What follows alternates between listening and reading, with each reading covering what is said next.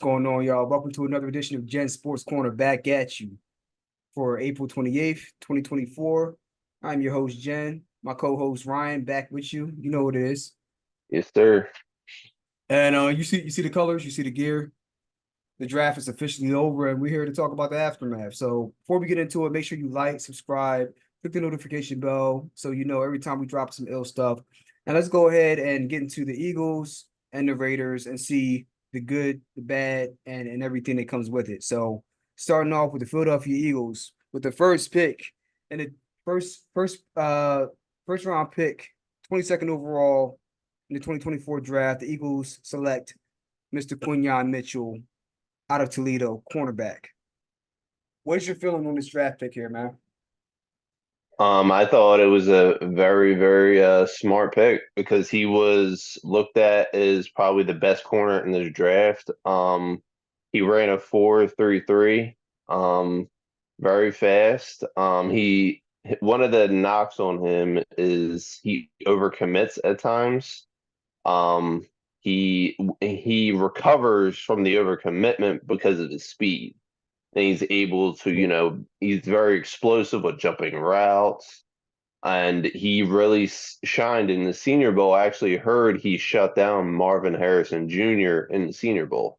So, I mean, that's what is that? One of the best receivers in this draft, if not the best receiver, One of them. So that's pretty big to me. And, I saw a lot of different things, talking a lot of positives about just because it's a small school, he has a very interesting story.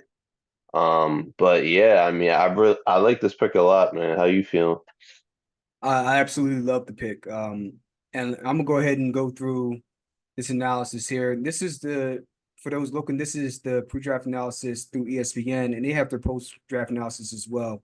So during the Senior Bowl, Ryan already told you how he matched up against Marvin Harrison Jr. And at the combine, he killed it. Some of the best metrics at the combine. Ran a 4.33, excellent vertical leap and broad jump. The 20-yard shuttle, all these different metrics, he was outstanding.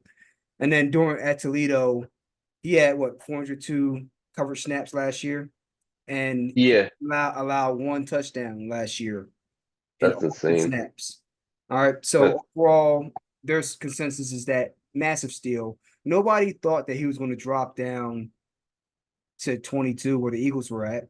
A lot of people had him as a top 10 rated pick. So for him and Terrion Arnold to be available at that pick was crazy. And we saw the run on quarterbacks and other offensive players. If anything, I think 14 players taken in the first 14 players being offensive players set a record for the NFL draft, just for mhm. context.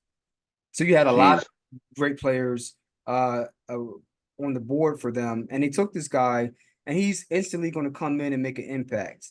And I kind of echo your sentiments. I think that he's an athletic freak. He's hard to run by. He's going to stay with you step by step, and not just at the scouting Senior Bowl. He did well against Marvin Harrison Jr. when they matched up on the field, actually. So he had one. Yeah. I saw when he matched up, and I don't know. I don't think it was last year. It might have been a year before, because I recall him giving up a touchdown to Marvin Harrison Jr. on one of the snaps. But even that snap, that was a touchdown in college, would not be a touchdown in the NFL because it was 1 foot. So he's Mhm. extremely sticky in coverage, and he plays man zone. It doesn't really matter what coverage it is. He seems very fluid.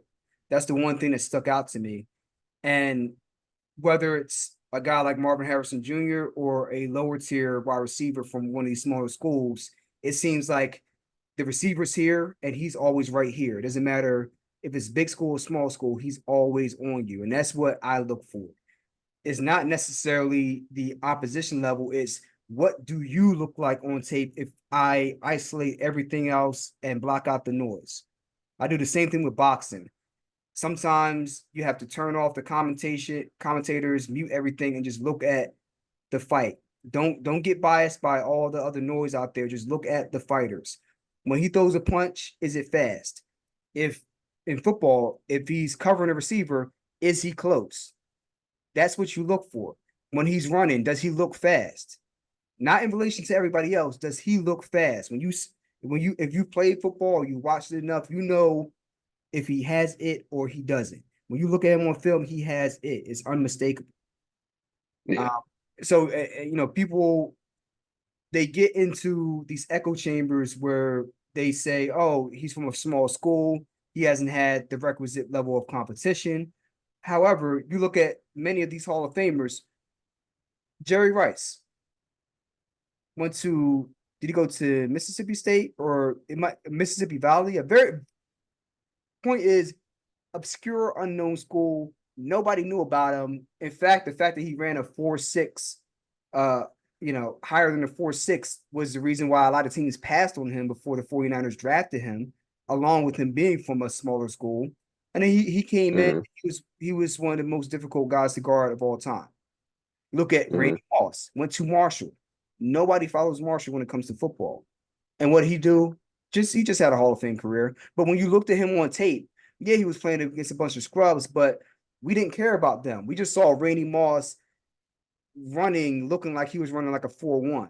Don't give a damn whether the cornerback was Darrell Revis or somebody from the YMCA. He's going to run past most guys, period. Yeah. That's what you got to look for. And that's what I see out of this guy. And so I think that he's raw in some areas and he relies on that speed to try to make up for some mistakes. But overall, he's very sharp already. He's already pretty polished. And he's only going to get better having somebody to mentor him like Darius Slay. On top of Mm-hmm. that, there's a waiver wire for players that want to transfer during the season in college football. And guess who was number one ranked on that waiver wire? Probably Nick Saban. Yeah, along with Quinyon Mitchell, because everybody and Mm-hmm. their moms, especially the big programs, were trying to pry him away from Toledo. So all the big Mm-hmm. programs, they knew exactly who this guy was. Make no mistake about it. They looked at the film just like I'm looking at the film and say, yeah, I see the competition, but this guy's special. Don't give a damn about them. He's on everybody. Marvin Harrison Jr. or Petey Pablo from down the street. You know what I'm saying? But And yeah. Did you know? My bad, cut you off, bro. no, I just finished off real quick. He stayed at Toledo because he was committed to his team. You build that rapport and those relationships, and he didn't want to leave. But it's Mm. not because he didn't have the attention of everybody around college football. So Yeah. people need that context to know exactly how special this guy is. Go ahead and say what you're gonna say.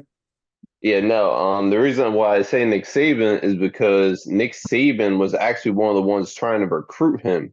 Right. I saw on something, I think it was on the NFL Network, something was on where Nick Saban was talking. He was saying he was actually the number one cornerback he was trying to get from Toledo, and he really saw a lot of special traits in him that he really wanted to bring to Alabama. Right.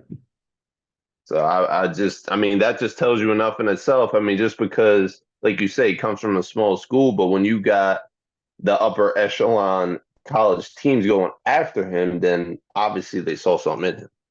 Exactly. Exactly. So I think it's a wonderful pick. And then we move on to their second round pick, Mr. Cooper DeJean, or the White Jackie Robinson, as he's as he's becoming quickly known as. Love it. The cornerback slash safety slash kickoff slash punt returner out of Iowa. And this guy is just a purebred athlete, just through and through. And he has some of the smoothest, skills with the football in the air that I've seen in a very, very long time. Oh yeah. You're talking about 2022, and this is the pre-draft analysis. He returned 3 of 5 interceptions to the house, and he took back a punt for a touchdown last year in 2023. So this guy, when he Ooh. gets the ball in his hands, he's a nightmare in the open field. He's damn near like a running back slash wide receiver once he gets a pick or if he's catching the ball from the punter. He's really, really Mm. special. And there's a few highlights. There was one where the quarterback threw it towards the back of the end zone and he tracked the ball and caught it and tapped 1, if not 2 feet down and like a receiver. Yeah, Yeah, he ran the route and it seemed to have receiver like hands catching that interception. And I don't know how the hell this dude was still there in the second round. And that's crazy. yeah, and I'm looking at my pre-draft notes, and I had a list of a bunch of targets potentially that the Eagles could get, and along with the cornerbacks, pre-draft, I was actually interested in the offensive line if it was available. Fuaga out of Oregon State, if he was there, I'm like, that's somebody they might want to trade up for. JC Latham out of Alabama. And then I was looking at Terrion Arnold, Quinyon Mitchell. And then at the last second on, I think Tuesday or Wednesday, I saw a mock draft by Lance Zierlein that had Cooper DeJean going to the Eagles in the first round at the 22nd pick. And his analysis was this is a fairly easy decision for the Eagles as he add a physical defensive back with good instincts and the toughness to play outside or as an interchangeable safety. And people viewed him as a first round pick, let alone getting him at 40 in the second round. I think it was a steal. I think that they're going to love this kid. And I put up a story on my Instagram, and it was one of the clips from Remember the Titans, where he was like, strong side, left side, strong side. That's how Quinyon Mitchell and Quinyon Mitchell and Cooper DeJean are going to be, man. That's the way I envision it. What say you, man?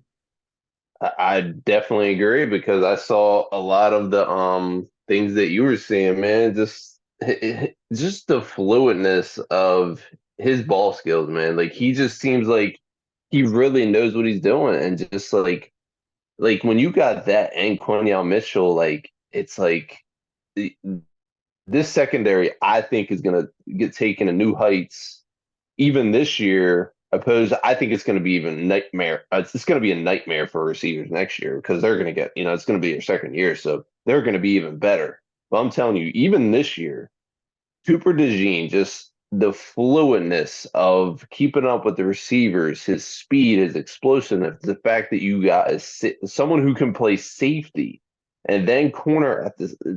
It just for when CJ Gardner Johnson goes down, you probably feel that much better because you got Cooper DeJean in your back pocket. Like it's amazing. And I like this analysis here.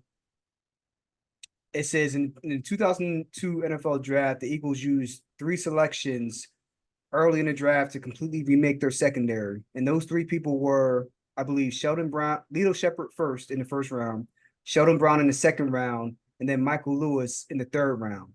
And those were three guys that started in that Super Bowl, I think 2 years later against the New England Patriots. So this is how quickly, if you make the right moves, you can completely overhaul your secondary, and they needed it. Yeah.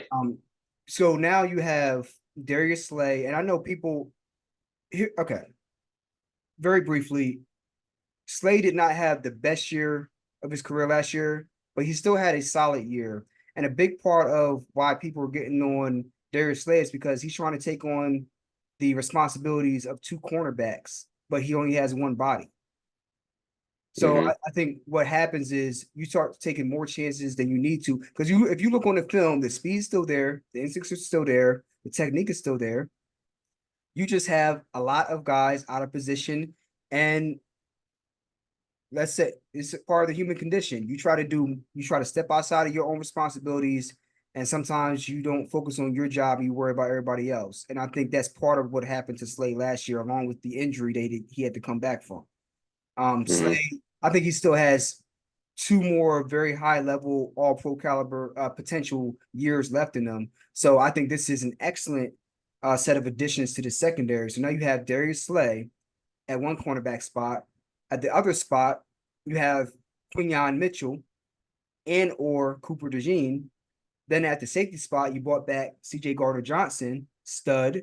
And then at the other safety spot, now you have Blankenship, or you can move DeJean back and forth between cornerback, nickel cornerback, and or safety, and start playing these hybrid roles. I foresee them probably using Cooper DeJean in a similar fashion as they used Malcolm Jenkins in. So that's why I really Yeah. like this pick. Now you have a lot of versatility. You can move guys around without losing quality at different spots. right? You move, Mhm. you can move DeJean down to nickel, but you're fine because you have Reed Blankenship at strong safety, or you can move um Cooper DeJean up to strong safety and then move Reed Blankenship into the box, so he's not in Mhm. coverage all the time. Like you have a lot of versatility. And there's another guy I Mhm. haven't mentioned yet because I don't want to spoil the surprise, but that also adds versatility in here. So, but anyways, that those first two picks they overhauled their entire secondary just like that. They got two first round studs. And look, the pro comp for him, I'll take it, is L'Jarius Sneed. That's a hell of a comp, Mhm. right? We will For take that all sure. day long. So great pick at number 2 for the Eagles. And then going into the third round, the Eagles went ahead and selected Jalyx Hunt out of Houston Christian, stands 6'4", 252 pounds. And he had I think that this was a solid pick with he's high upside, raw talent with high upside. That's the way I view Jalyx Hunt. So here's some of the pre-draft analysis here. Hunt is a versatile defender who plays both off and on the line.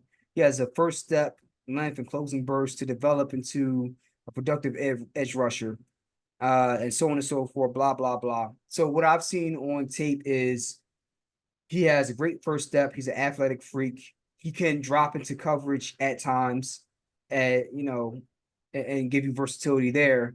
But he doesn't set the edge well in the run game, and he has to develop his moves as a pass rusher. He has to get more versatile, expand his bag of moves. So Mhm. I wouldn't say that he's as talented a prospect as Jason Pierre-Paul, but he's in that same mold. He has the physical ability and he has some floor of technical acumen that you can build upon as he give him 1 to 2 years playing behind the Josh Sweats of the world and the Bryce Huffs of the world. Give him 1 to 2 years playing behind those guys to give him a chance to learn and grow with no pressure. And then I think you're going to have something very intriguing possibly come year 3. Because remember, Mhm. Josh Sweat was the same type of project. He was a guy Yeah. coming out of Florida State with the knee issues. People didn't know if he could stay healthy. And if he stayed healthy, would he go from being a raw athletic freak into being a polished NFL defensive end? And he has. So I Right. think they're maybe they're trying to make themselves into a defensive end factory as well, and this is a great prospect to add into that factory. And that's my take on it. Yeah. Yeah. He seems like a does he seem like a project to you? Like a Yes, project type player? That's what it seems like to me. yes. Yeah. I mean, I like to pick. There were some other players. I remember there were some players there I wanted over him, but yeah, I think they something I like that. think yeah, I think there were other players that would have been better suited to be chosen at that pick, but I think it was a solid pick for the third round. Yeah. Yeah, for sure. All right. So, and then the fourth round and beyond, we'll just kind of fly through these pretty quick. So, fourth round pick, they actually went to the running back position and drafted Will Shipley out of Clemson, 5'11", 206, smaller back. And I'm going to go to my notes here for this one. So, my notes for Will Shipley, he he's going to be that receiving back out of the backfield. He's going to give you they ran him up the even though they used him as like a Swiss Army knife, so to speak, they ran him up the middle a lot. He didn't get like he's not a bruiser back by any means, but he's not afraid to run up between the tackles or between the guards and the centers and get you the tough yards. And he's very shifty. That's the main thing that I noticed about him. Very, very shifty. And his acceleration, as they're saying here, he gets to that top end speed like that. He's not like a Yeah. burner, but he gets to that top end speed really, really quick. So I Hmm. think he's going to be really good out of the backfield, and I think he's somebody that he's putting Boston Scott and Kenneth Gainwell on notice by getting drafted by the Eagles. That's the Oh way I yeah. see. Yeah. I agree.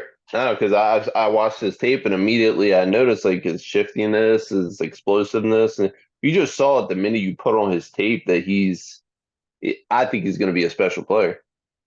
Me too. I think he's in the right situation. He has He has a great team around him. There's not going to be too much on his plate. And there's a reason why he averaged 10 touchdowns over the past 3 years. He didn't do that by accident. No. Um, so I really like that pick. And let's go ahead and, Tim McMahon, he had his own notes on it. So I think he echoed some of the same sentiments. And another thing that popped up was you have another guy. You look at many of these picks, and I think another trend you're noticing is not only are they very talented players, but they also are good special teams players. That's something that stuck out to me. They are addressing two parts of this team, defense and or offense in this case, but also Will Shipley, excellent kick return. Cooper DeJean plays defense, excellent kickoff and punt return. All right. So they're doubling as special teams players and guys that can impact the offensive or defensive side of the field. So they're really doing their homework, and it's very encouraging that they've just made all these adjustments after failing miserably on a lot of these key points over the years earlier in the 2010s. So then moving on to the fifth round, very interesting fifth round. First one, Ainias Smith. This one is boom or bust, in my opinion.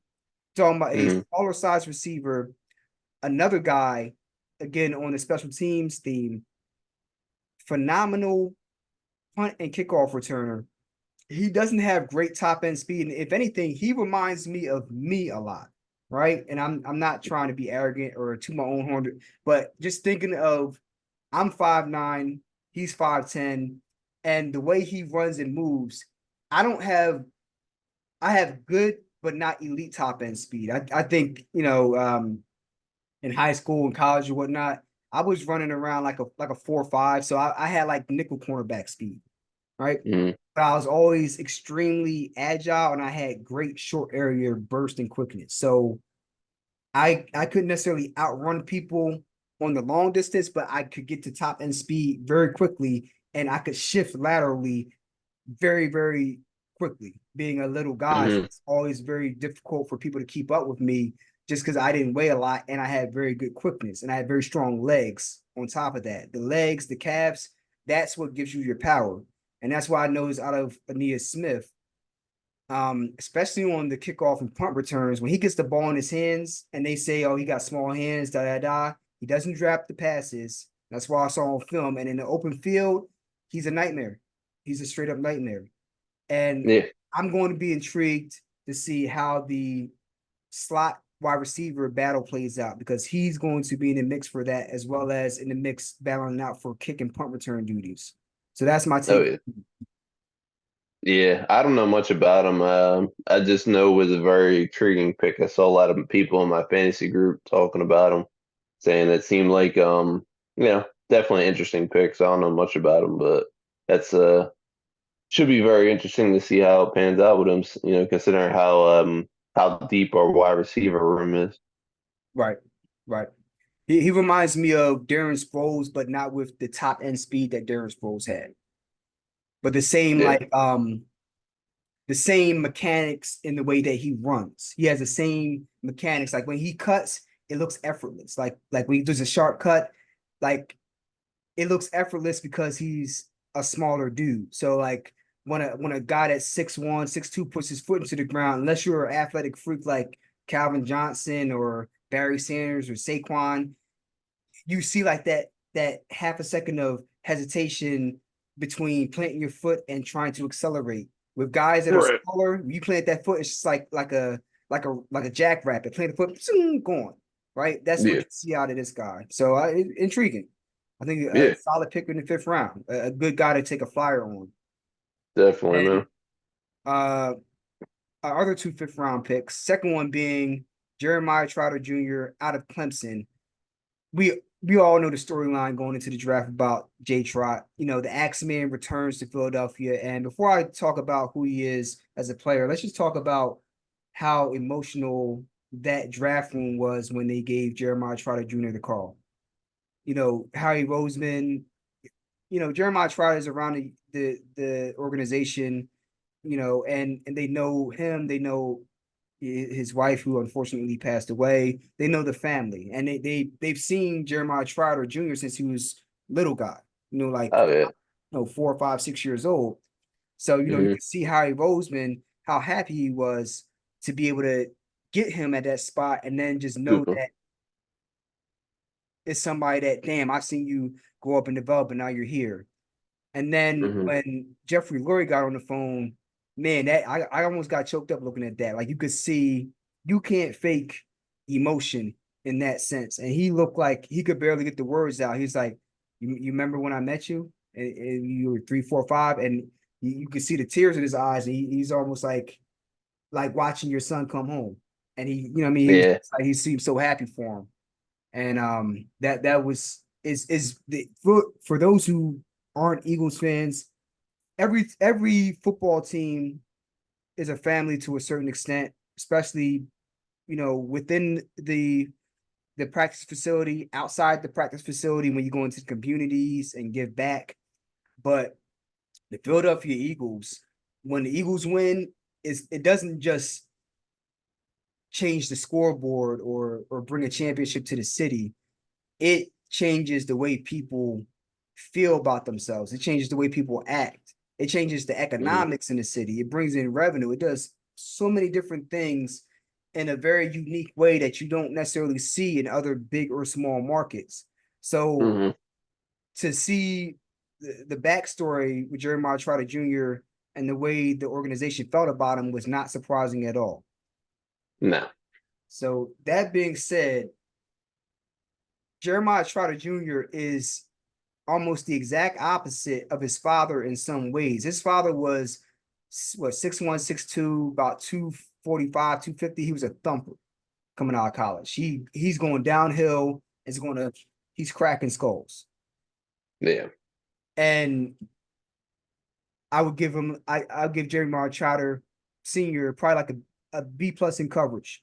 He wasn't going to go downfield with tight ends like Jeremy Shockey or Tony Gonzalez, but he was solid in coverage. And if you didn't read your cues right, he's right there to pick the ball off and take it to the house. Like, Jeremiah Trotter was one of the best things that happened to the Eagles, and we kind of suffered until we brought him back, and he was the catalyst for that Super Bowl run back in '04. And now you look at his kid, he is a smaller linebacker, more like a hybrid. He's 6 foot 228, but he's one of the, when he tackles guys, it's not necessarily violent, but it's a sure tackle. As soon as he grabs that ankle or that leg, he's like a cobra. You're going down. And Yeah. that gives me so much reassurance with this linebacker group. If a guy catches a swing pass out the backfield and he gets 2 yards past the line of scrimmage, and Trotter Jr. gets his hands on him, he's gonna get another yard, and that's it. He's not gonna break out a tackle and get a first down that he had no business getting. That's what Hmm. we've been needing. A solid short tackler who's in position. He don't get juked out of his shoes. It's an excellent pick at at uh at the spot they got him at, and really, I had him as a third round grade, if I'm being true. Yeah. So I was surprised he even lasted this long. So it's an absolute steal in my eyes. And also, he's a great blitzer. That's the one thing that sticks out to me. He is great at shooting that A gap, that B gap, and timing it well. And you can see that his father worked with him incessantly. Like, he's very, very, very well polished in many areas. Even though he's not the biggest guy, he's not the fastest guy, but that dude is where he's supposed to be at all times. And you don't get lucky. You don't get second chance, broken tackle opportunities with him. So I think it's an excellent pick, man. Yeah. No, I totally agree. And that was one of the reasons why he slid, was because he was undersized and was one of the knocks. But when you turn on the film, bro, he's a definitely sure tackle, a very good tackler, and just he's fat. He's not the, like you said, he's not the fastest, but he definitely times that blitz very well, and it shows on film. Right. I mean, he had 12 sacks over the past 2 years. So, Yes, that's pretty good. yeah, there was one sack where he shot, I think it was the A gap, and I don't know if it's a quarterback or a running back or whatever the case may be. And when he made contact, it was a hard hit. So from time to time when he squares you up, you're gonna feel it the next day. So, Mm-hmm. great pick, man. It was a great pick. And then the last pick of the fifth round, Trevor Keegan out of Michigan, go blue. Um, Solid pick. This is a guy. This is a depth pick in my opinion. He's going to be a guy that's going to give you depth on the offensive line. So I think you lost a Sua Opeta this year. Yeah. I think we did. So then you have Trevor Keegan to come in and learn behind Landon Dickerson and other guys in those lines, and just Jeff Stoutland. He's gonna go into Stoutland University and he's gonna polish the rough edges. I think right now, and this was some of the analysis from Steve Munch. Quick has big hands to lock on to defenders and moves his feet in the run games. He fights to reset his hands when defenders get into his frame and he anchors well. But I think that he's going to need a little. He's going to need to polish his technique a little more, and that's where Stoutland comes in. So they scout these guys and they bring him in and they say, "This is what we're going to work on," and in 2 years' time, you're going to be where you need to be. This is what this pick is to me. Yeah. I totally agree. But I don't know if you knew Stan, but he allowed 0 sacks last year when he was on the Wolverine or the Very Wolverine team, nice. which is very encouraging to me. So you, like you said, you put Stoutland at the, him as coach for him, and he's gonna polish him up, man. Absolutely. And then we have our last two picks. We get into the sixth round, and this first one, oof, this is, I think it's a steal here actually Yeah, in the sixth definitely. round. Sixth round, ninth pick of the sixth round, Johnny Wilson out of Florida State, 6'6", 231 pounds. Pro comparison is Darren Waller. And this is the pre-draft analysis. Wilson is built more like a tight end than a wide receiver. He doesn't separate well for a receiver. He drops too many passes, but the traits and the flashes are impressive. So the main thing I got from this analysis, as well as the film I looked at, was he doesn't get separation, but as soon as the ball's in the air and he gets position on you, it's over. He's just going to have to, as they alluded to, get those hands better, and he's going to have to work on his route running.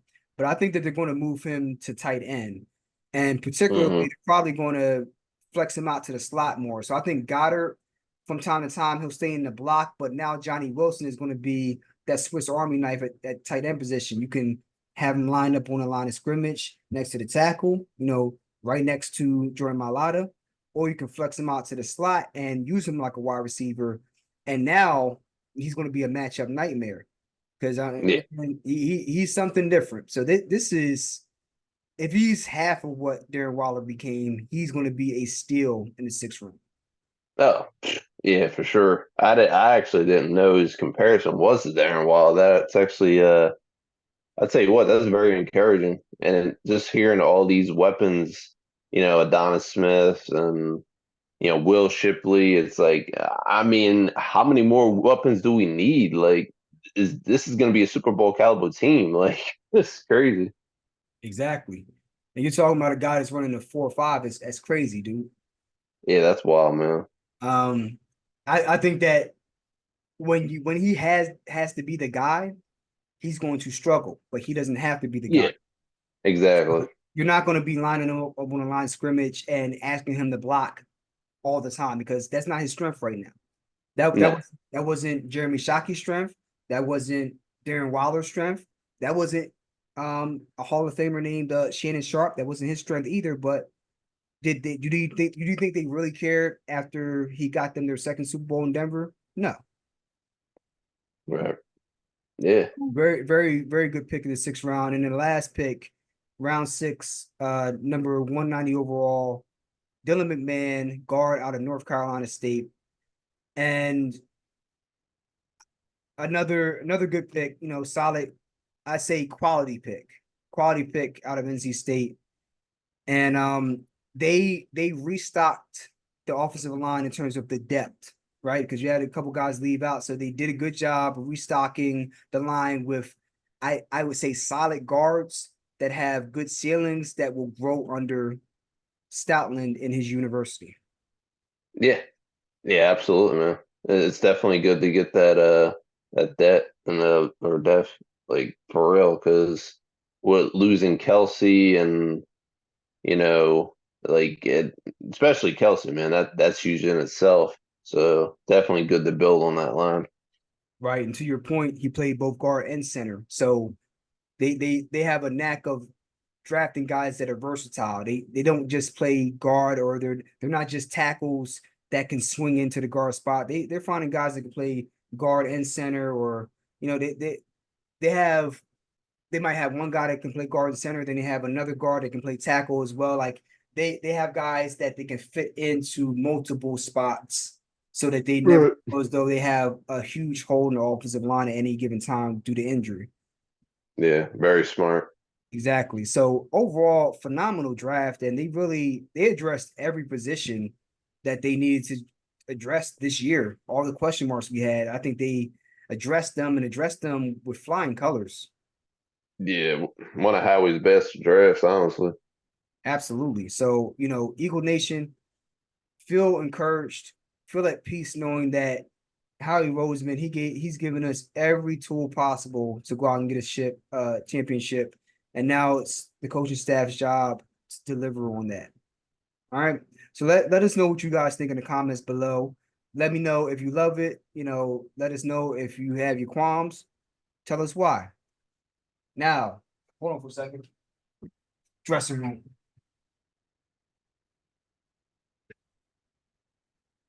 All right. Now, let's get into Raiders. All right. Had to get that out. Had to get it out. I bet you did. The Especially with that first Raiders, round pick. well, we actually had a good draft for the first time since I can remember. Like we always have not just bad drafts, we have like historically shitty drafts. And to Yeah. actually have a going back to the draft where we picked Clelin Ferrell out of Clemson with the fourth pick overall in the 2019 draft or 2020 draft. And we were Hmm. all scratching our heads with question marks like, what the fuck is Mike Mayock doing? That's not happening. Yeah. Our first round pick, Mr. Brock Bowers. If you don't know who this dude is, look him up, Google him. I mean, put it into YouTube, look up highlight clips. This guy, he's a generational talent. Okay. 6'3, Yeah. 243 out of Georgia. Bowers, tight end, receiver hybrid who led Georgia in receiving in each of the past 3 seasons. And even with the ankle coming off the ankle injury last year, he was still a motherfucking beast, man. Still went out there. So, we have Michael Mayer, who we drafted in the second round last year, who absolute stud, going to be tight end in the future. And they said, you know what? We know we have a studded tight end already, but this guy is the best guy on the board. And I'm such a supporter of this mindset of, yeah, you had holes that you need to fill otherwhere at other positions, but when you see a generational talent, fuck the needs that you have. Get that person. Okay. Because when you Hmm. don't, when you go and reach for positions as opposed to getting the best player, you end up in a situation like I believe the Trailblazers were when they selected I think it was Clyde, it wasn't Clyde Drexler. They selected another guard instead of getting Michael Jordan because they already had, I think, Clyde Drexler at the time. So they didn't want to double down on shooting guard. And Yeah. it's so retarded, right? Sorry for Yeah. those woke snowflakes that are triggered by the word retarded. Whatever, get over it. Um, if you have Michael Jordan there, who cares if you have Clyde Drexler? Draft him and just figure it out because you're going to be kicking yourself for years to come when you see this guy putting up 6 rings, holding him up, holding Yeah. up. He needs 2 hands to hold all the rings he has. Yeah. Meanwhile, you guys did not have those outcomes, right? So and I think this is a wonderful pick because now you're going to have these two tight end sets. And how the hell are you going to be able to cover both of these guys personnel wise? And then you have Mayer, you have Bowers at the other tight end spot in these 12 personnel in these two tight end sets. And then you have Devontae Adams on the outside. So offensively, it just got very, very good very quickly for the Raiders.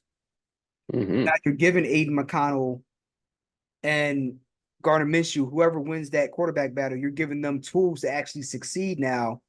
And then later in the draft, they address some of the other positions that they needed to. But that first one, chef's kiss. What's your Yeah, thoughts, man. man? He was actually one of the tight ends I was looking at. I knew we needed cornerback, but bro, like Bowers on the board, like I just don't know how you pass up on that. Like the type of like, my mom's or not my mom, sorry. My mother-in-law was because she's a Georgia Bulldogs fan because she's from Georgia. So like just hearing like I turned on the highlights and just seeing this guy. Is there a weakness in this guy's body? Like he is just ridiculous with everything he does. He is a special, like you said, you don't pass up on that type of talent. If he fell to us, you do not pass up on that type of talent because with Goddard getting injuries sometimes, like Bowers, he will change your team. He is going to change your offense tremendously, especially you got Devontae Adams. Like you said, you got those two tight end sets. Just it changed the offense. It just that just made your offense that much better. Absolutely. And you see the pro comp right here, right? Yeah, That's all. Need I say more, man? yeah, man.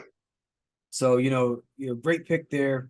And then in the second round, man, I was just looking at, I think it was a State Farm or Allstate commercial. I can't remember, but it was Mark Sanchez and two college players, and one of them was Jackson Powers Johnson. I didn't even realize it was him. I didn't even know who he was at that time. Jackson Powers Hmm. Johnson out of Oregon with the 12th pick in the second round. And this guy is a physical freak. He won the Remington Trophy as the best center in the nation last year. Oh, When he gets a hand on you, I didn't say hands. When he gets a hand on you, it's over. He's so damn oh. strong, man. He was literally strong arming some of these guys with one arm, kind of like Kelsey does at times. And then Hmm. and then on top of that, he's so crafty. He had one play where he snapped the ball and then he came up and he like shoulder bumped the defensive tackle. Like the defensive, it was so subtle. It happened so quick that I didn't even realize he's gonna do it. He came up, he's just like, pop. And then after he knocked the dude off balance, as he was getting blocked by the guard, then he goes up and he waits patiently, sees the next target, and then goes up and gets, I think it was a linebacker or the safety in the box at the next level. Like he's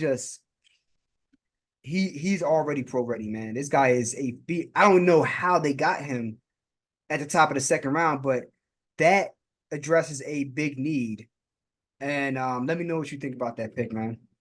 Yeah, yeah, definitely, man. I mean, it just sounds like this whole entire draft was just loaded with talent. Like you look at the receivers and then you look at these guards and you look at the cornerback position. It's like, and for these players to land where they like in the second round, this sounds like a first round center.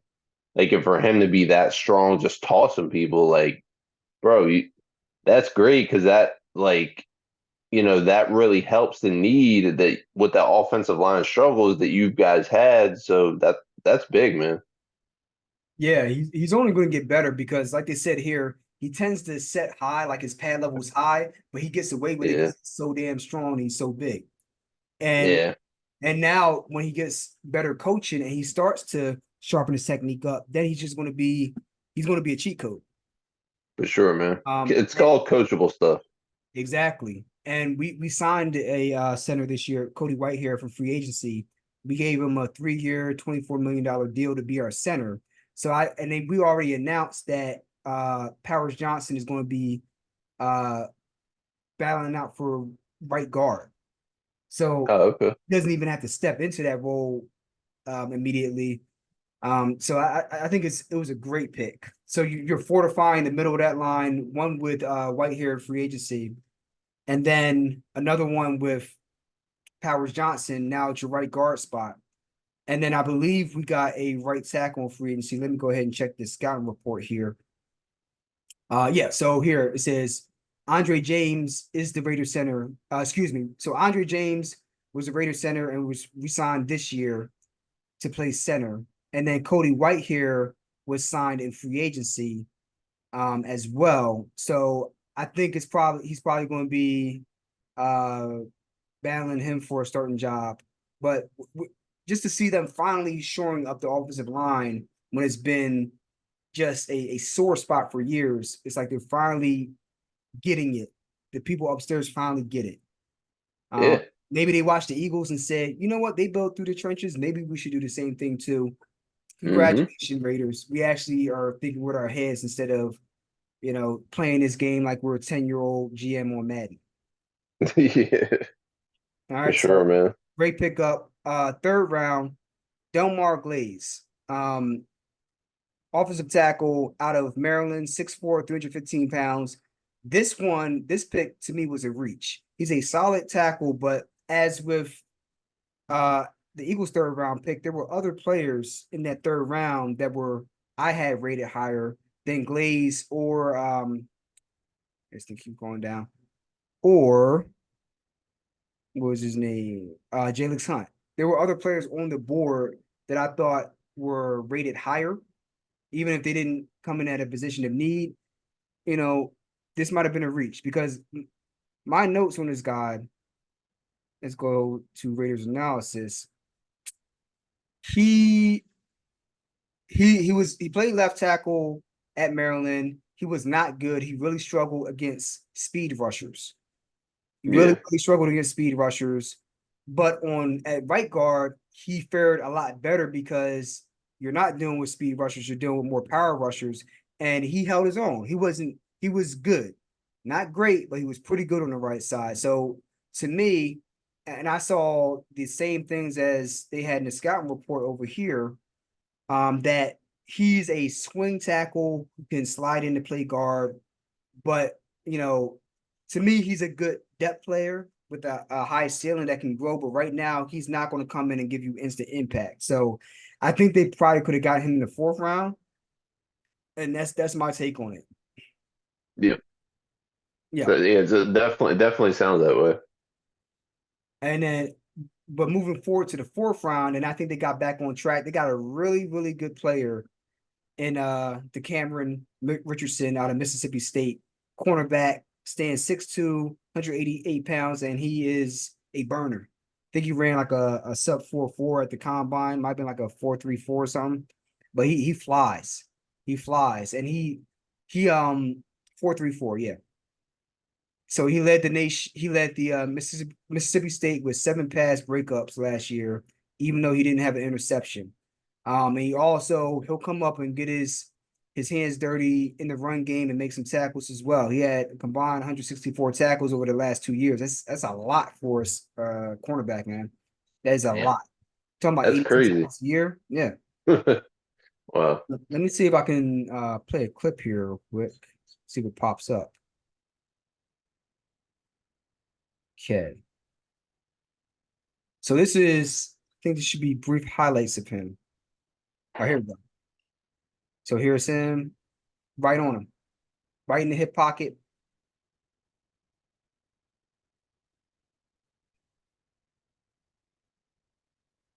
Then here's him on the blitz. Woo. Oh Mhm. man, he's got speed. He does. He does. And then here's him. 4.34. And this is the Jeez, tackle we're talking about. Boom. Not afraid to come up and get physical. So just an excellent pick here, man. Excellent pick. phenomenal. Um, He looks sharp, man. he does. It's phenomenal value for the fourth round. I think that they did a great job there. And we needed help at the cornerback spot, and I think that's why a lot of Raiders fans were pissed off that we took Brock Bowers in the first round instead of going after Terrion Arnold or Quinyon Mitchell for Mm, that reason. Because they're like, yo, we already have a tight end. We need cornerback help. We need offensive tackle help because the tackle from Oregon was there. Forgot his name already. What was his name? Fuaga out of Oregon State. He was there, I believe. JC Latham was there out of Alabama. So I believe so. So like so people were pissed off, like, yo, what are y'all doing? We need cornerback help, we need offensive tackle help because Colton Miller has kind of been injured a lot. But I think they did a good job addressing that in the fourth round with a guy that probably had a second or third round grade. So great pickup mm. there. And then moving to the fifth round, great pickup here. I like Tommy Eichenberg, linebacker out of Ohio State, 6'2", 233 pounds. team captain, two-time team captain with Ohio State, who led them in tackles in 2022. The one thing that I noticed about him is he's not going to be running around in man coverage, running with the Brock Bowers of the world or the George Kittles or the Jason Kelseys, but he's very, very good in zone cover underneath. He's fundamentally sound. He breaks down in the open field, and when he comes up to hit you, he can lay the wood when he wants to, man. He a thumper.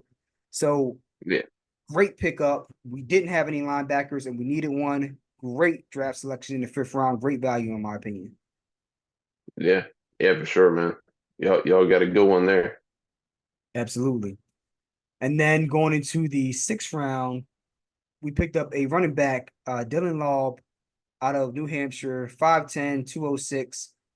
He reminds me of Brian Westbrook in many ways. Very Mm, shifty, smaller back, receiving back, but very shifty. Also very good. He's good as a receiver, but also very good as a on special teams as well. You get the ball mm, into his hands. He had 2 kickoff and 2 punt returns for touchdowns in college. So he's special with the ball in the open field. And he had one play. It was a simple swing pass. It was a delayed release, a block and release on this play. So he stayed in the block for about 2 to 3 seconds, and then he released out the backfield into the flat, caught the ball. The linebacker, he came up to go get the quarterback instead of staying on his assignment on Dylan.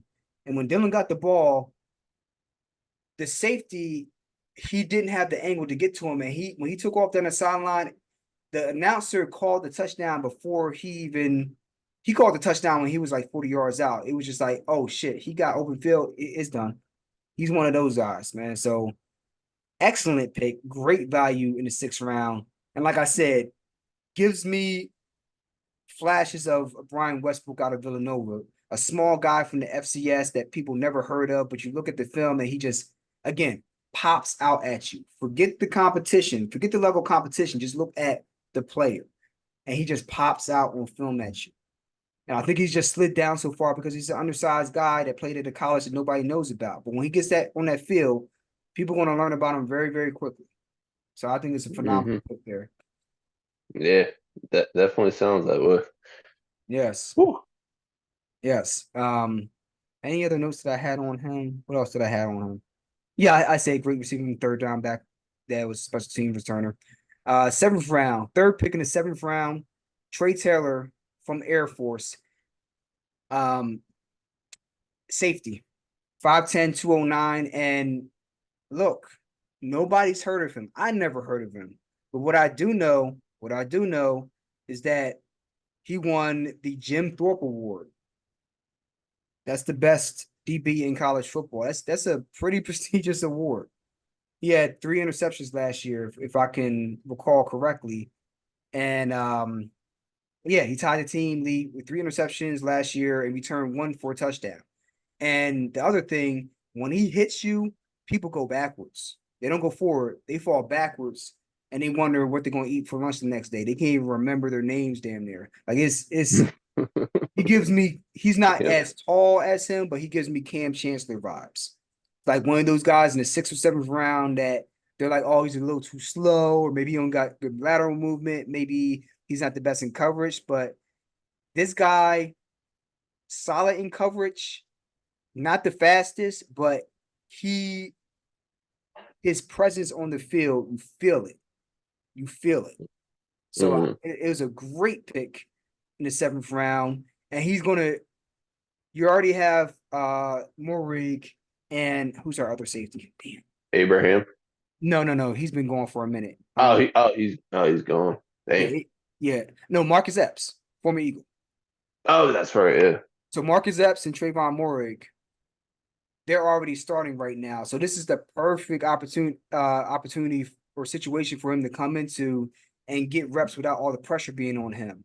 And then you can bring him into these hybrid coverages where you have, instead of a linebacker being in the box in the nickel coverage, they can have him playing a hybrid safety linebacker role. Like he could Hmm. be roaming there. Um, and look, we'll see if he gets there. But his cousin is a Hall of Famer. Just a guy named Ed Reed. Nobody special. So we'll see Yeah, if he you can know. try to emulate some of the things that Ed Reed was able to do on the field. Yeah, And then last that's but not, crazy.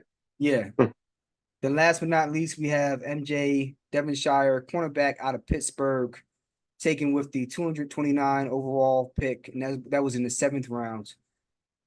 This is a flyer. You're just drafting a guy for potential, 5'11", 186, and ran a 4.45.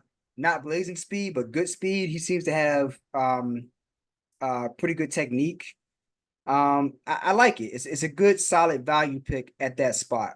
And we'll see how he does, whether he makes a team or if he goes on the practice squad. But I think it's a very good value pick to add depth in that cornerback room over there in Las Vegas. So as with the Eagles draft, I think it was a it wasn't as good as the Eagles draft, but it was a very good, well thought out, well executed draft plan.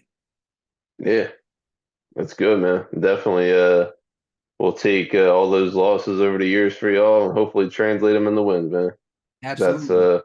yeah, y'all need it, man. We do. And I'm gonna go ahead and throw up a highlight of Mr. Devonshire really quick from his draft profile. So here's him highlighted up here, and here's him in zone, turns the hips, really good. Just on it, man. Yeah. Which round was this? This is 7th round. Oh, the seventh round. Yeah. Not bad for a seventh rounder. See, so here he got fortunate being in position for the pick, but he's going to have to really put those brake on, slam the brakes on, and be a little bit closer because in the NFL, that's going to turn into a first down there. That's not going to be a touchdown, right? Yeah. But overall, I mean, pretty solid. They can polish up some of those things. I think it's a solid pick. Especially, I think it's a very solid pick. Yeah, So, for great, sure. great job overall for both teams. I'm excited. This is the first year that I've been excited as a Raiders fan as well as an Eagles fan. Because usually it's just Howie Roseman having good drafts and then the Raiders just fucking suck. But this year, I actually it was a beautiful day. It was a beautiful day on Thursday, Friday, and then Saturday. The sun was shining and more good draft picks, man. It was a great weekend. It really was, man. Just to see that, I'm glad your team did well as well, man. Your Raiders. But yeah, the Eagles, man, they're in a great position. They got so much talent. There's no reason that this is a Super Bowl caliber team, man. So I'm really hyped. Exactly. So, next I want to go into some of the other moves the Eagles have made in this offseason. Before I do that, Raider Nation, let me know what you think about the NFL draft for the Raiders this year. What picks you liked, what picks you didn't, what you thought about the draft overall, and where you think what impact these players are going to have immediately this year, and which guys you think is going to make it happen. And Brock Bowers don't count. We already know he's going to be starting, but of the other players, who do you think is going to have an impact this year? All right. With that being said, let's go ahead and shift back to the Eagles and talk about some of the other offseason moves that they've made. And obviously, Devonshire Smith got the big contract extension. He got paid as he should have. Slim Reaper is here for a good minute. And then, in addition to that, they re-signed AJ Brown to a 3-year extension, gave him his money. So now you have the wide receiver core locked in for at least the next 3 years, in addition to whatever years they had left on their contracts already. And then you re-signed Jalen Hurts already. So, I mean, core set. And then you just gave Saquon his money. So you have what we call it a four-headed monster. Typically, you have a Yeah, headed monster, right? Like Aikman, Emmitt Smith, Michael Irvin, or like John Elway, Shannon Sharp, Terrell Davis. Like you usually have three-headed monsters, but we got Jalen Hurts, Saquon Barkley, AJ Brown, and then the Slim Reaper. And then you got Dallas Goedert. I mean, and then you got an offensive line that's crazy. I love it. Just yeah, playing chess, man, not checkers, yeah, chess. exactly, man. And to make sure you lock up those two receivers that complement each other is it's huge because Right. you having Devon, there are two number ones. Let's be honest. Having two number ones is it. We have probably the second or third best, if not the best, wide receiving core in the league. Like, Absolutely. Absolutely. I mean, and that's huge. So, I love not just the fact that they've re-signed these guys, but it sends a message to the rest of the club that if you perform and you do the things we ask of you on the field, we're going to reward you like your family. We're going to treat you the way that we're going to give you the same respect that you gave us with your play on the field. exactly. So that makes the guys that maybe might be more prone to leave, they want to stay. And then guys that are in free agency or with other teams, they want to come to Philly because they know what's waiting for them on the other side if they perform. They take a little less money to come here because they know glory is awaiting them. The love and the respect of their teammates, the front office, and the fan base, that's hard to recreate. A lot of other places can't do that. So that's what makes Exactly. it a prime destination for a lot of these free agents. Mm-hmm. Some people have taken less money to come here for that reason. Exactly. Right. So, that was great. And then you look at the other thing that's really, I alluded to this when I talked about Cooper DeJean and Quinyon Mitchell and how we revamped the secondary. But another reason why we revamped this secondary and why we have so much versatility is because Isaiah Rodgers, former cornerback for the Indianapolis Colts, and headed towards stardom before he got suspended for the gambling stuff. He just got reinstated recently, and that's huge. And I want you guys to go ahead and look at this tab I have here off of Eagles Wire, and they're talking about the instant analysis of NFL reinstating this man following the suspension for gambling. And the first thing that pops out is the fact that the kickoff rules got changed this year to make it easier, right? So now you're kicking off from further in enemy territory, and you can't have a running start until the ball actually, touches down or is hits the hands of the returner, right? So it's the new rule is geared towards increasing player safety as well as bringing the kickoff back into the game because it was gone last year and nobody liked Mm-hmm. it. Right. And one thing I didn't know is this guy is a phenomenal returner. So yet another phenomenal returner and one that has done it in the NFL, not just college. Okay. So like with the Colts, 2022, he was a rookie. He took a kickoff to the house. And he averaged 27 yards a kickoff return under the old rules. So under the new rules, he could be a demon, man. And I'm seeing him on the field, like the actual footage. He's a burner, dude. He flies. So that's Mm-hmm. one reason why I'm excited about this. Second one, we didn't have to spend nothing to get him. He was for free because he got waived due to the suspension. Excuse me. He got suspended. The Colts waived him, and then the Eagles signed him without having to compensate them with a draft pick. And he didn't even count against the salary cap last year or against the roster space. So it was just a brilliant move and just great foresight by Howie Roseman and that front office. And then third, you go ahead and look at the room already. You have Darius Slay, and you have Avonte Maddox, who they brought back. James Bradbury, we don't know how long he'll be here or what role he's going to play here, but you got Quinyon Mitchell added to that mix, Cooper DeJean, and then Isaiah Rodgers coming back. Honestly, I look at Isaiah Rodgers as your second starting cornerback.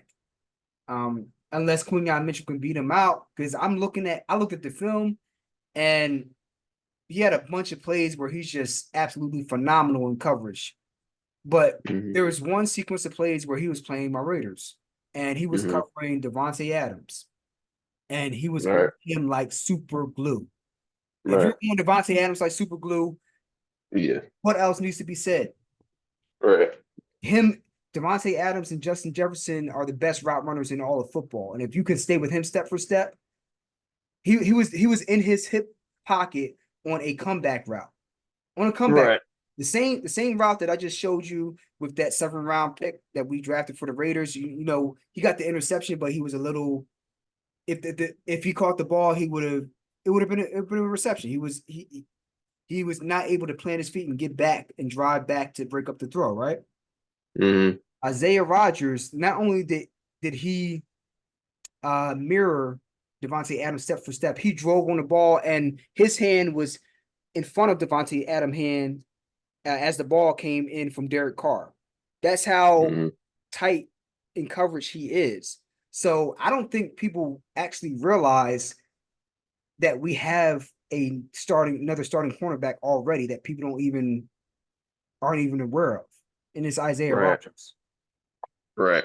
And Yeah. then I, yeah, it's huge, man. Just with all the debt, like all these players you see, like Mitchell, Cooper DeJean, and then we all forget about Isaiah Rodgers. Like we're going to see one of the most competitive cornerback rooms in a long time for the Eagles.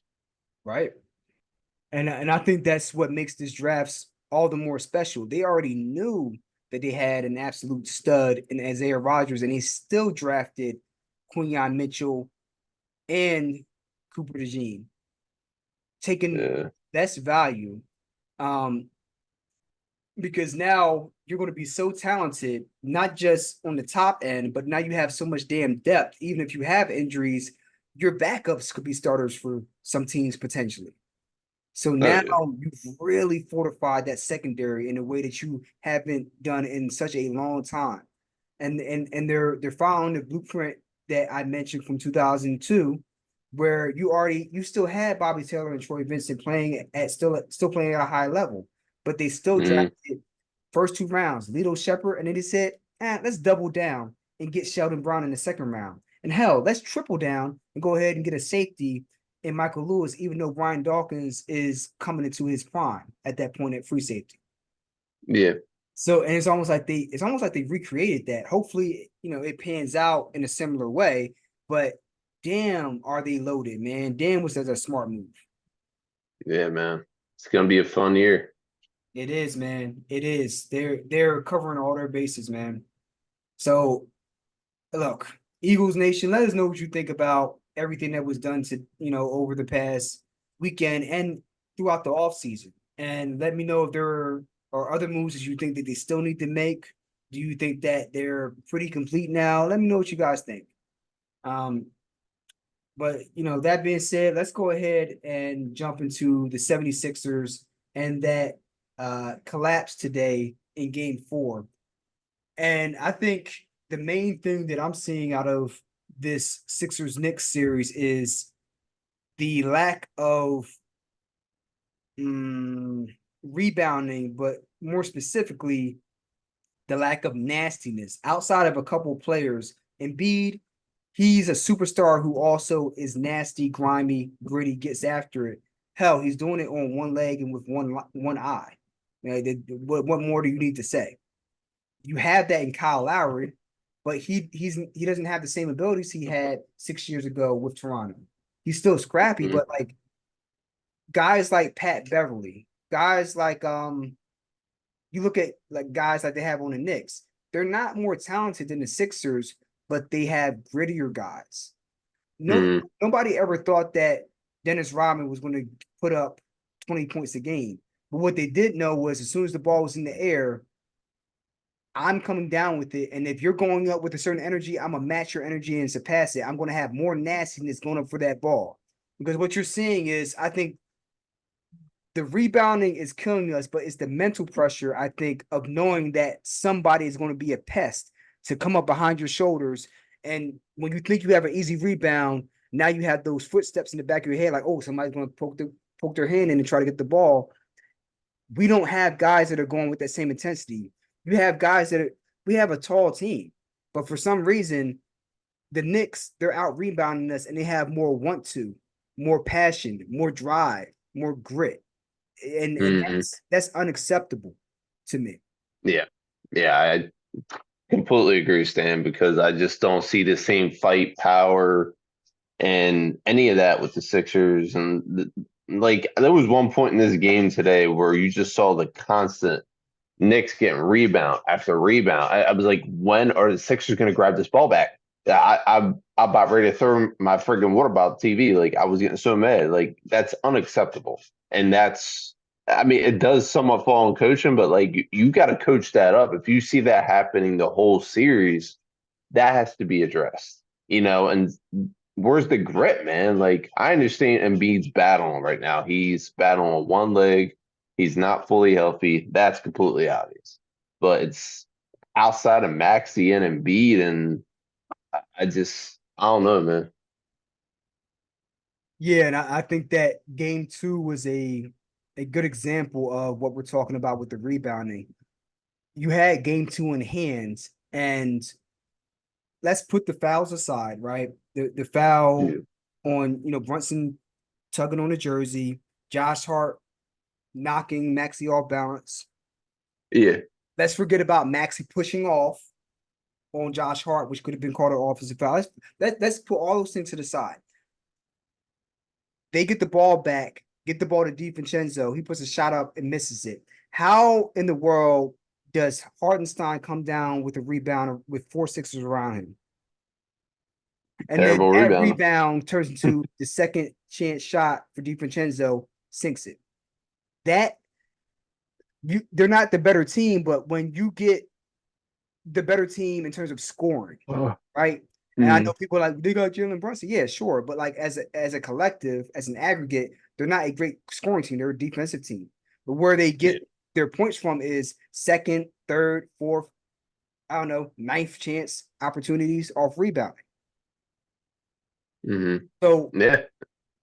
that coming into the series, Tobias Harris, if you're 6'10", how are you getting out rebounded by OG and Anunoby?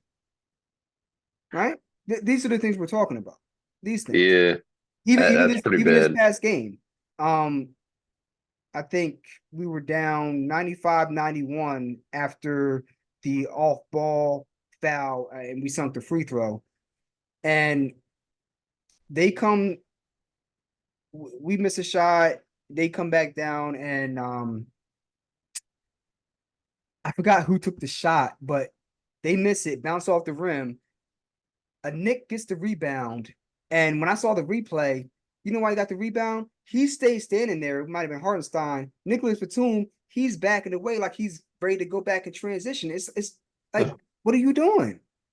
You Yeah, it's why are you not standing there trying to get a defensive rebound? And this unacceptable. moment of the game.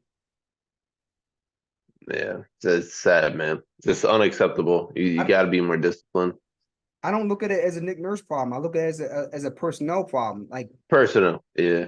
you need to have there are different words for it. Enforcers, goons, guys that they're not super talented, but they when it's time to you say, hey son, don't worry about anybody in the crowd. Go give me the ball, son.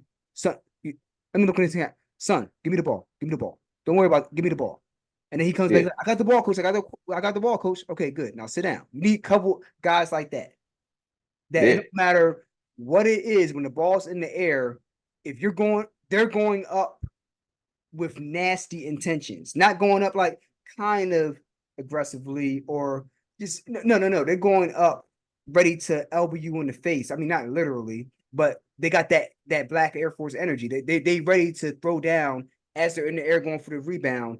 And if you get the rebound, it's because you fought me for it, not because you got an easy one. No, you might come down Yeah. with a bruise on the side of the head, and I might too, but you gonna fight for this. Not just getting an easy rebound and then you miss another shot. Oh, and we get another rebound. Good team or bad team, you will get burned. It could be the Hmm. Atlanta Hawks, but if you let the Atlanta Hawks kick getting rebound after rebound, they're going to eventually hit a shot and make you pay for Exactly. it. I don't understand. Um, so if Sixers players watching this, maybe you see this, maybe you don't. Grab your nuts, get the rebounds. If you don't get the rebound, fine. But I need to see that energy when you go up for it because right now they're testing your manhood and you're failing miserably. Get it done. Yeah. Anything For you real. add to that? Yeah. Yeah. Bring the passion and the energy too. That would, the same way Philly fans have. You as a collective team. needs to have that same energy. Where is it? Is it in your back pocket? You need to bring it out of your pocket because it's not shown. I see that energy from Embiid. I see it from Maxey. I see it from Kyle Yeah, Lowry. yeah. I see it from who else am I missing? Who else am I missing? Kelly Oubre. Mm-hmm. I don't see it from anybody else though. Nah, me either. It can't just be those guys. Nah, it can't be. I see We it, I need the see it, whole team. I see it from everybody on that Knicks team now. And you know Yeah, why? Because you can't be on a Tom Thibodeau team if you don't have that mentality. He won't. He's not going to sign you. yeah. Facts, bro. They're playing like it's for the playoffs. They're playing like they won a championship. We're playing like we won a regular season game. Like it's unacceptable. That's what made the Warriors so great during their run, their dynasty, because Yeah, people just remember Steph Curry and Klay Thompson just jacking up threes and just recreating the offensive side of basketball. But what they don't remember is they were very pesky on defense. They played with high energy. Draymond Green, Klay Thompson, they were pests. They just yeah, and especially Draymond to the point where he just irritates you like a Dennis Rodman or like a Bill Laimbeer. Like yeah, and everybody followed suit with him. People look at Steph as the star of that team, but defensively, people followed Draymond Green and matched his energy. He's going to be a goon and he can hit threes from time to time and be like a point center. We need to follow his energy and match that because if we don't go up for the ball aggressively, he's going to be on us more than the coach. facts. And B, like the dude's on one leg and he's playing physically, falling to the ground. He's diving for loose basketballs. And when he gets up after the and look, he shouldn't have grabbed the guy's legs. I understand that, but I put on a scale of like 1 to 10 on dirty plays, I put it like a 4 or 5. Hmm. I mean, he shouldn't have done it, but it's not like something um like Siakam did to him, where it's like the end of the game and he's elbowing him like it's martial arts. That's a dirty play, Yeah, it was, man. right? But like he gets up and he's like, you know what he was saying during that exchange when he was going back and forth with the Knicks players? Mm-mm. He was saying on the mic'd up version that I heard, he was saying, "What are you going to do? What are you going to do? What are you going to do?" That's that Mamba mindset, that energy that you need the whole team to have. The fact that why does he have to do that, and then why are you guys not following suit? He's leading the way. Yeah, He's running your report. You ain't got to worry about and B going to back you up. Be gritty. Don't. Why were you afraid of them? Like what's the deal? seems like it. Seem like it, right? So let us know what you think, Sixer Nation. I think both teams are playing excellent beyond that. I mean, the Sixers are playing good defense, Knicks are playing good defense, and that's why all these games are close. All these games are Yeah, close. I mean, yeah, in all these games, we were up by 10 plus points at some point in each one of these 4 games. And that shows how tough we were and how in getting the lead on them. And then it shows how tough the Knicks are in continuing to do the same things they were and trusting their scheme.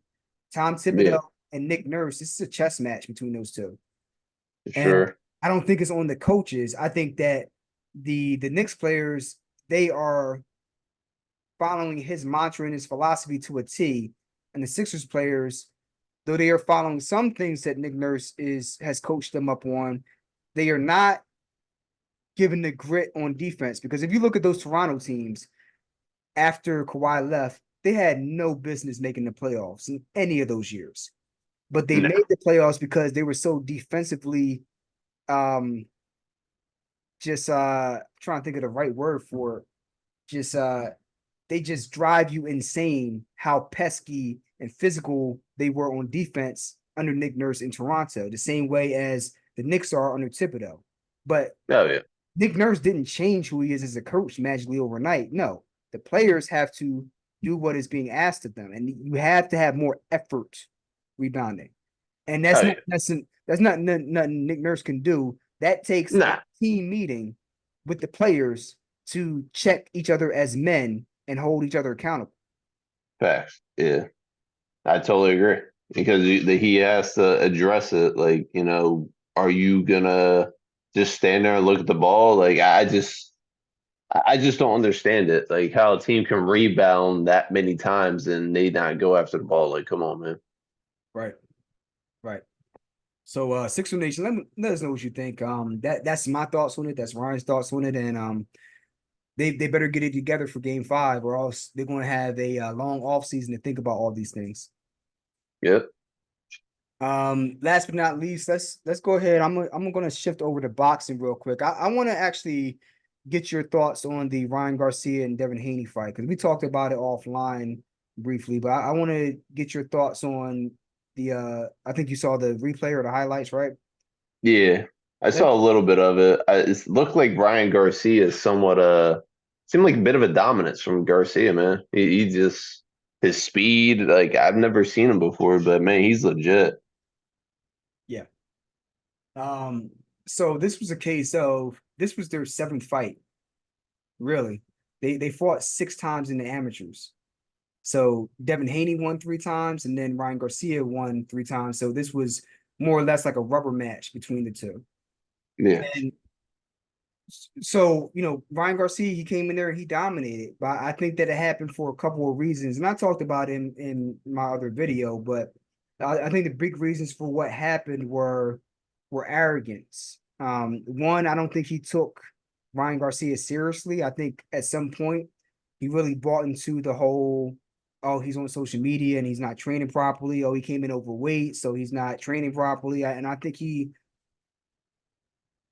was ready for the best version of Ryan Garcia, but a certain point, certain part of his mind, maybe in the far recesses in the back of his mind, were like, this guy didn't prepare properly. I'm going to show him why. I'm gonna show him and the fans why um he shouldn't be in the sport. He spends too much time on Instagram and not enough time taking the sport seriously. Yeah, And for behind the sure. scenes, what came out after the fight was Floyd Mayweather was heavily involved in the whole build up to this fight. He has a long ongoing feud with the Haneys. And Hmm. one thing that Ryan Garcia, two things with Ryan Garcia. The first thing, Ryan Garcia leaked footage of Devin Haney getting worked over in sparring by Tank Davis, like some Hmm. years ago, like when Devin Haney was like 17 or 18 and Tank Davis like 21 or 22. So and that video footage, what do you think that footage came from? Who leaked it? What do you take a guess? Uh, Ryan Garcia. Floyd Mayweather. Oh, Floyd. Yeah. So he did that. And then going into the fight, Ryan Garcia said he had a conversation with Floyd, and Floyd said, go in three pounds over. He said, fuck him, going 3 pounds over. Oh shit, Just that's wild. that's extremely unprofessional, one on Ryan's Yeah, part, and then two, just on Floyd's part. Why are you meddling in affairs that don't even concern you? You yeah, you have a long you have a long ongoing feud with the opposing fighter, and you're going to tell Ryan Garcia to come in and do something that is just unprofessional yeah. because maybe you have some personal vendetta against them. Because here's the way I saw it play out. Um, Devin Haney, the way I view it, he's a weight bully, and the way I define weight bully is somebody who fights at a weight class that isn't their natural weight. So he's fighting at 140 pounds. He has to weigh in at that limit, but often after the fights, he'll rehydrate all the way up as high as 165 pounds come fight night the next day. Hmm.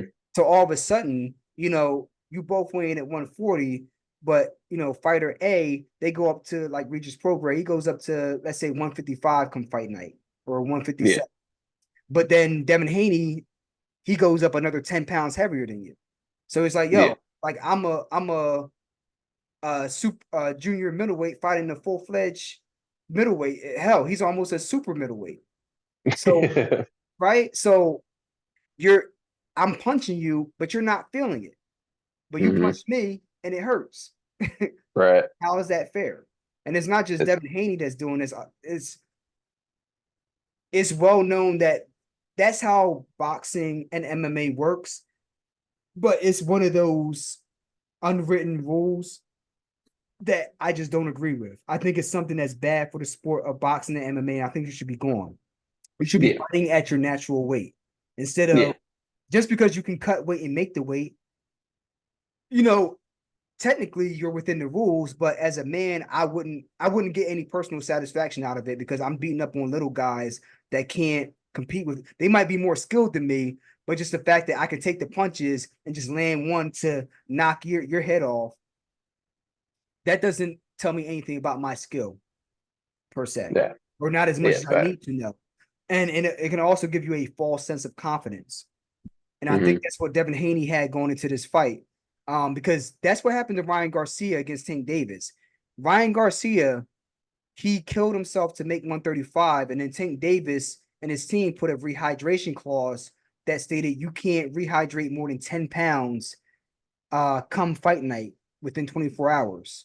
So if you weighed in at Hmm. 135, you can't be no more than 145 come fight night. And so that's why he couldn't take that body shot, in my opinion, because Hmm. he was a walking dead man. He drained down for the weight and he couldn't rehydrate, so he was a walking skeleton, Right. right? And he learned from that. He said, "I'm never letting that happen to me again." And I think what happened was he took that experience and he did the same thing to Devin. So Devin, they both had to make 140, but Devin killed himself to make 140 under the presumptions that Ryan Garcia was probably doing the same thing. When in reality, Hmm. Ryan Garcia had no plans on doing that. He's like, I'm at 143. I'm not gonna make that weight. Fuck it. I'll pay the penalties. Um, I don't care about the belt. I'll pay the penalties, and he can decide if he wants to fight me or not. If not, then uh, I guess here's the thing. Once you get to the point of the fight, the weigh-in, it's hard to cancel the fight. Everybody's paid their monies, promoters have paid fees, people bought their tickets, got hotels, flights, and it's like for all intents and purposes, it's very tough to not go forward with the fight, even with something like that hanging over it. So if I was Devin Haney, I think they overestimated. They were like, hey, you know what? Pay us the money. We're still going to beat your fucking ass anyway. And they were Yeah. wrong. And Exactly. opposite happened. He came in there. I think his body was still suffering some of the effects from draining down, and it would have been okay if Ryan Garcia had to make weight too, but he didn't. So Hmm. so Ryan Garcia was a strong. That's how he was in his press conference. I'm strong. Yeah, he was. He was this. He was a Yeah. strong 160 or 165. Devin Haney was a weak 160 or 165 relative to Ryan Garcia at the same weight. And I Hmm. think that's why Ryan Garcia came in and that first punch, from the first punch he landed, that first hook, he was on chicken legs. And I think that's the Yeah. reason why. So, I don't like it, but all is fair in love and war. You knew what the conditions were.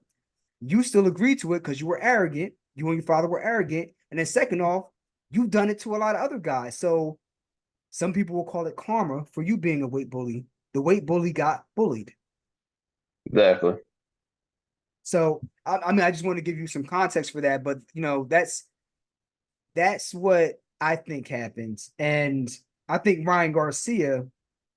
I don't know what his next move is because if you move up to 147, you might have got away with some of the things that you got away with against Haney because of the weight issue, but you're not going to get away with that against guys at 147 like Jerron Bruce Ennis, who have the Yeah. skills and they don't have, they're going to be waiting there. They make 147 healthy. They're going to be waiting for you. You got sharks. Oh So yeah. unless you're going to rematch Devin Haney, you should get another fight in against higher level opponents before you think about going against some of those killers at 147 because Yeah. you already kind of you can't make 140. That's the reason why you came 3 pounds under overweight to begin with. So you're probably going to have to go up to 147 anyway. So I think you need a tune-up fight, man, because yeah, you look good against Devin Haney.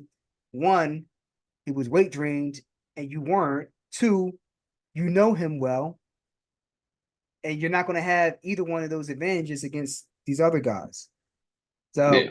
it's going to be interesting to see where he goes next. I don't think he rematches Tank because, again, I No. don't think he can make the weight. Like skill wise, I think he can beat Tank. I just don't think he can make the weight. Yeah. So I don't really know where he goes from here, but he certainly has shocked the the sports world. Because I'll tell you this much, nobody was even talking about P. Diddy that whole week after Ryan Garcia won that fight. We Yeah. forgot all about him. Exactly. So let us know what you think in the comments below. There's another two fights that are coming up. I'm actually going to order one of them if you want to check it out. One's going to be Tyson Fury versus Alexander Usyk in Saudi Arabia, I think, maybe. Mhm. That's going to be a banger. You already seen Tyson Fury with the wins over Deontay Wilder. Usyk had 2 wins over Anthony Joshua, who just knocked out Ngannou. So Yeah. that's going to be a wild fight. That's for all 4 belts at heavyweight. So undisputed. We can't miss that. When's that one? That is in, I think, coming up in May. I think coming up, Yeah. I and think then it's during my cruise that I think I remember you talking yeah, about. It was like May 17th or something. you're probably right. Yeah. Yeah. So that Damn. one, and then there's another one after that in June, and that's between Artur Beterbiev and Dmitry Bivol. Dmitry Bivol, Yeah. you know him from fighting Canelo, Yeah, he's a dog. but so is Beterbiev. Beterbiev, Yeah. yeah, I think you've seen him too. I think I showed you highlights of him. Yeah, I've seen both of them. They're both pretty sharp. That's the fight of the year that I'm waiting on. That one. Yeah. That's gonna And be a that's big time banger. and that's for again all 4 belts at 175 light heavyweight. When's that one? First or second week of June, I think. Yeah, I'm definitely gonna have to hit that up with you. I'm going to order that fight. I'm not missing Yeah. it. So Yeah, we'll definitely go halfsies on that one. just bring the beer, man. Mm-hmm. Um, I got you.